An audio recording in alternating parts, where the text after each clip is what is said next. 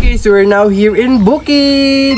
So bumili pala ako sa online guys para pang regalo sa nanay at tatay ko. Meaning sa lola at lola dito sa Bukid. Kasi guys nakakita ko kasi pag ginamit nila to, magiging effective to.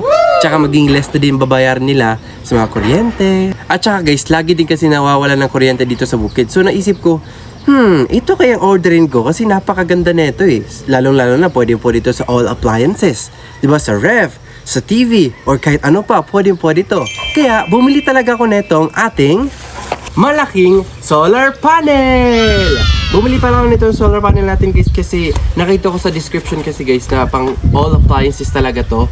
And magagamit talaga nito. Also guys, hindi na sa need pang magbayad sa kuryente. Kasi guys, gamit lang sa energy ng araw ay magkakaroon na siya ng energy para pang gamit ng lahat ng appliances. So meaning, malaking tipid talaga tong solar panel na ito. So ngayon guys, ibubuksan na po natin to. So let's go! Alam nyo ba guys, nung dumating to guys, naging ano talaga, nabigla talaga sila nanay tsaka tatay nito nung dumating to. Kasi, syempre, ang laki-laki na ito. Tsaka, hindi akalain ng mga tao dito na magkakaroon sila ng parcel na darating dito sa bukid. Tapos, malaki pa. Kasi ang tingin nila, kaila nanay tsaka tatay, mababa lang. Eh kami, gusto namin sila paangatin eh. So, bumili namin kami nito. Di ba?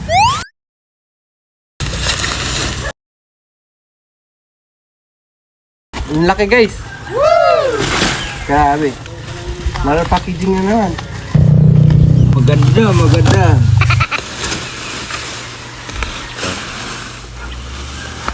Kita naman tayo.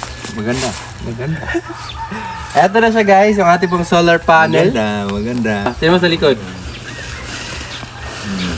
Bakto din eh.